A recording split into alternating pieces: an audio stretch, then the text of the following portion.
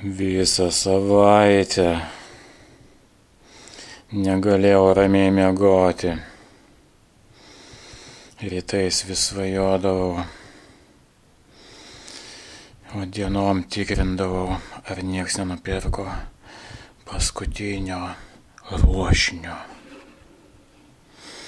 Ir štai pagaliau gavau pinigų ir dar prieš 10 buvau prie Vilanovos.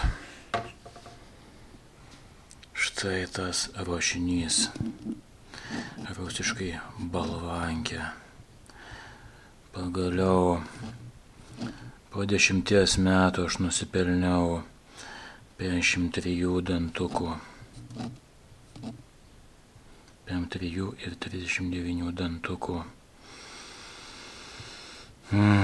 Niekada negalvojau, kad suksiu šitą ruošinį.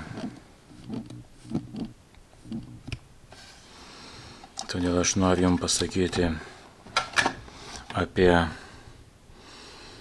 tikrą pinigų prabangą. Tikroji pinigų prabanga yra, kai jų neturi ir kai lauki, kai svajoji, kai žinai, ko tu nori.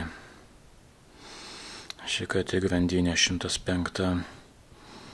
Tikrai nereikia man Ultegros, tiksliau 2 reiso. Sustaupo 20 eurų.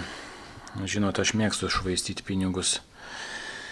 Kavučių išgeriu ne vieną, bet kavutėse tai dar čia nieko. Užvalgai tą, ir pinigai kaip vanduo. Ir jų nėra, bet gal aš to noriu. Gal kaip tik tai yra pats didžiausias malonumas. Aišku, reikia atsargiai, bet iš kitos pusės tai yra kaifas. Čia paskutinis šansas, paskutinis vienetas.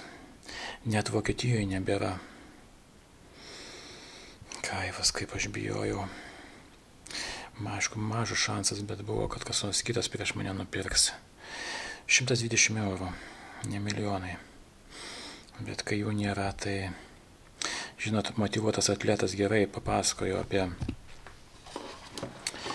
nelabai jo mėgstu, bet papasakojo apie rusų oligarchus, kaip jie tenais vakarėlyje, kur visi, aišku, su prabangiais Rolexais ir taip toliau. Ir ten vienas turtingiausių milijardierių vieną kartą atėjo su Casio laikroduku. Kitą kartą, kitas kopijuodamas jau milijonierius tik tai atėjo su juo ir kiti jam, palauk, stabdyk, tu dar nenusipelnėjai. Tai būtent, aš jums galiu pasakyti, kad pavyzdžiui, labai išalkt ir paskui valgyti.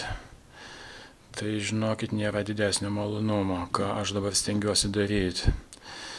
Šiandien išvažiavau, per daug emocijų, galvoju, kad netyčia smegenys neatsijungtų. Tai nieko, pavalgiau mėsos. Bet šiaip iš tikrųjų stengiuosi valgyti tada, kai jau tikrai noriu stipriai, jau beveik drebantis. Nes kūnas mūsų tai padarytas.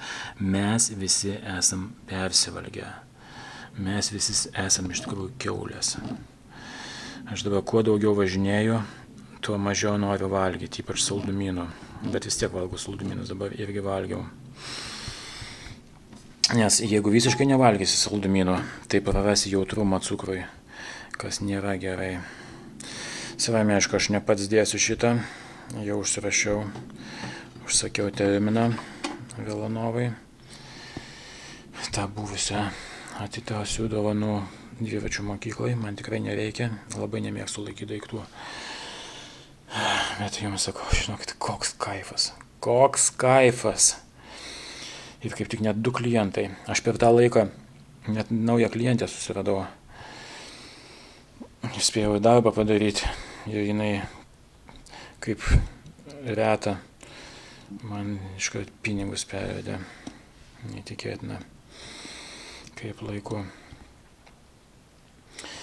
Taigi, aš dabar turiu kompaktą, tai dabar, ne tai, kad aš visą laiką kardaną sukčiau, bet jau dažnai jungiu ir tiesiog, žinot, man 3 metai ir aš dar noriu pabūti vyru. Noriu, kaip tikras vyras, sukti ruošinį, balvankę rusiškai vadinamą. O kitas momentas, aš kitą kartą pasakosiu, bet žinokit, visas šitas dalykas su aukštu kadensu, tai yra, žinokit, melas. Taip, aš galiu, reikia mokėti visai pasukti, aš galiu virš 100 sukti, kiek nori sukti, bet žinokit, kaip kuo toliau, tuo labiau iškėja. Rūmas ne tik tai, savame, aišku, visi ant dopingo, bet čia atleisina, bet žinokit, gali būti, kad ir varikliuką suko ir nereikia čia man pasakoti. Visas šitas, kad ten suksi kažką tenais po savim, čia bybį tu suksi. Jeigu normaliai nejungsi šiknos kojų, tai nieko tu neišsuksi, ten bybį tu išsuksi. Todėl aš jums sakau, grįžtam prie seno gero sukimo ir visiems linkiu gero sukimo ir nepasakokit man pasakų.